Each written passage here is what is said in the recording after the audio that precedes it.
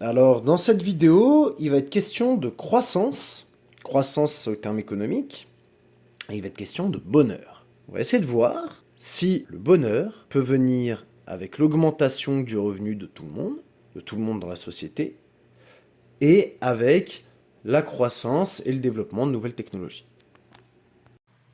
Donc là, on va essayer de répondre à la question qui est: est-ce que la croissance économique peut nous amener le bonheur? Bon, c'est une question assez vaste.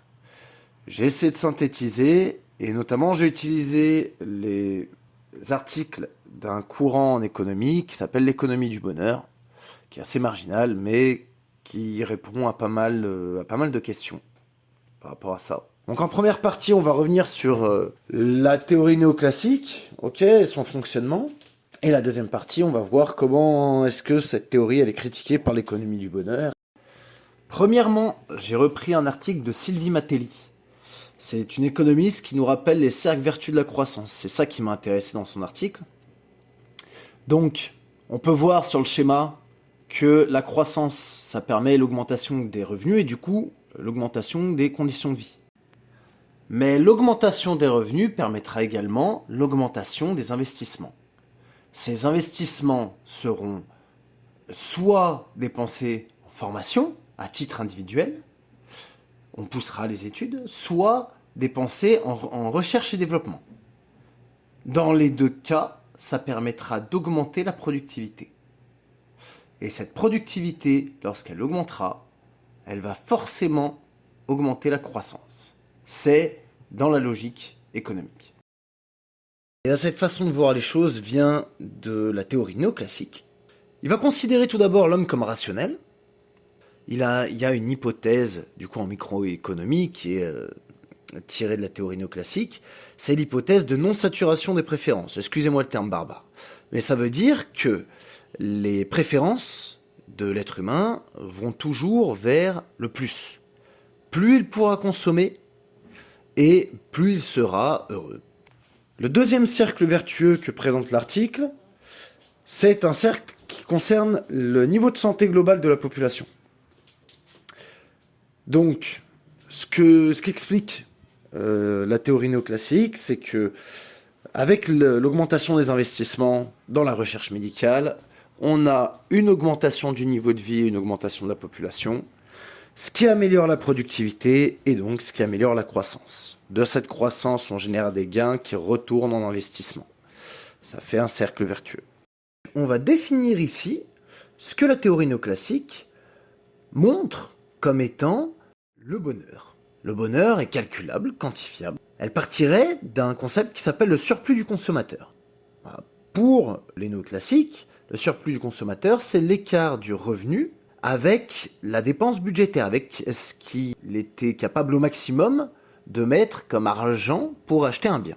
Donc, la croissance permettrait une augmentation du revenu, donc une augmentation de l'écart entre le revenu et les dépenses, ce qui est une augmentation du surplus du consommateur. Les personnes pourraient dépenser plus, et donc améliorer leurs conditions de vie. Pour les néoclassiques, cette amélioration des conditions de vie équivaut au bonheur. Maintenant qu'on a vu les cercles vertueux de la croissance dans les théories néoclassiques, je me permets de rajouter celui de Michael Mango, qui a écrit « Faut-il consommer pour être heureux ?» Dans cet article, il présente la diversité des gammes de produits qu'on a dans notre société comme le moyen d'affirmer son identité. Comme on le voit sur le graphique, l'augmentation du revenu permettrait de créer de nouveaux investissements. Par la recherche et développement, on pourrait avoir une gamme de produits de plus en plus diversifiée. Et l'auteur précise que de cette gamme de produits, il pourrait y avoir un épanouissement personnel et une affirmation de son identité pour obtenir une vie agréable. Il dit qu'il y a une faible relation entre la consommation et le bonheur, qu'en fait la consommation rend heureux lorsque l'on consomme quelque chose de nouveau, que par la suite il y aura ce qu'on appelle une adaptation hédonique. La consommation rend nettement plus heureux lorsqu'elle renforce sa connexion avec les autres. Donc en fait, généralement, la consommation permet de s'affirmer dans son identité en créant une image sociale. Je peux donner l'exemple des personnes qui vont consommer des produits d'agriculture biologique. Ça permet de confirmer une identité, une image sociale de quelqu'un qui prendrait soin de l'environnement. Et de ce fait, l'auteur précise que la société de consommation est considérée comme enrichissante et que la consommation est indispensable au bonheur. On peut passer à la deuxième partie, qui est différentes études que j'ai répertoriées sur un courant de l'économie qui s'appelle l'économie du bonheur. Il y a eu un auteur qui s'appelait Easterling qui a relevé un paradoxe. Il disait, il y a un paradoxe dans la croissance. Au-delà d'un montant comme 15 000 euros l'année par personne, eh bien, il y a des corrélations. Alors, des corrélations, c'est-à-dire que ça ne se suit plus. C'est-à-dire que les deux courbes ne se suivent plus. Il y a des corrélations entre le bonheur, le bien-être ressenti par les habitants et le niveau de revenu. Pour réaliser ces expériences, les auteurs sont allés voir personnes dans la rue et leur ont demandé si les personnes étaient heureuses ou pas heureuses. Voilà. Donc il y avait différentes cases à cocher. Les personnes répondaient à différentes questions et puis à la fin il y avait votre niveau de satisfaction aujourd'hui. Est-ce que vous êtes très malheureuse, un peu, jusqu'à très heureuse. Et les personnes cochaient une case. Et on s'est aperçu que, par exemple, l'honnêteté dans la société dans laquelle on se trouvait influençait beaucoup. C'est-à-dire le taux de portefeuilles qui sont trouvés dans le métro et qui sont ramenés directement au commissariat. Le nombre d'agressions aussi joue beaucoup. C'est ce genre de facteurs qui peuvent énormément influencer sur des indicateurs beaucoup plus élaborés que seulement la consommation des individus ou la production des individus.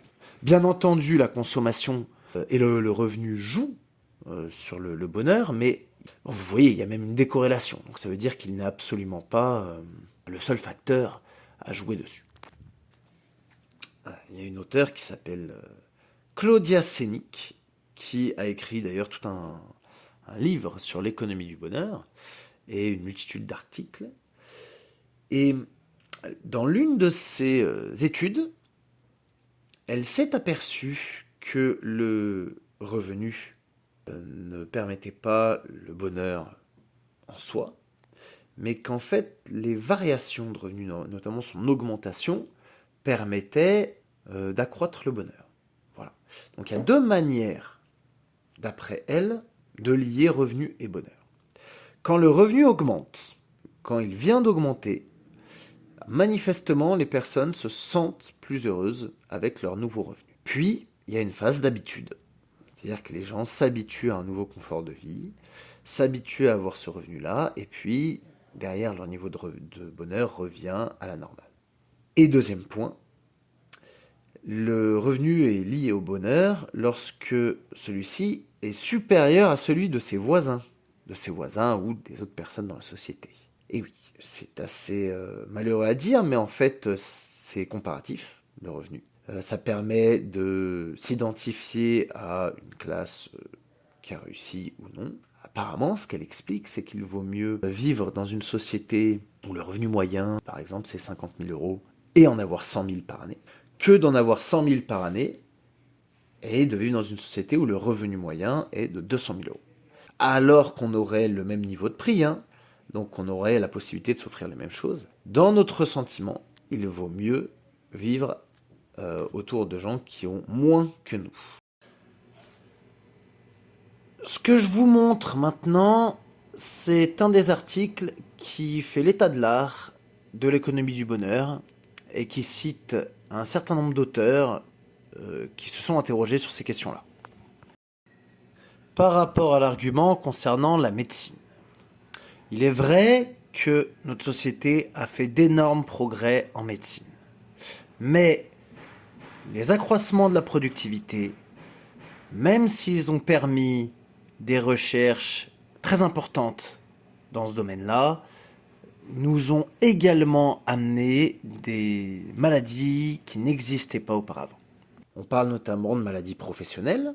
Voilà, on parle de la souffrance des salariés, on parle de burn-out. Alors c'est très très très en vogue, mais c'est exactement là où ça s'applique. Toutes ces maladies mentales, chroniques aussi, celles qui reviennent régulièrement, ça joue énormément sur l'indicateur de santé, alors que les progrès de la médecine, eux, ils accélèrent, ils n'ont jamais diminué. Un des auteurs, Layard, voilà, montre que le bonheur dépend de facteurs externes parce qu'il étudiait les addictions et la maladie mentale.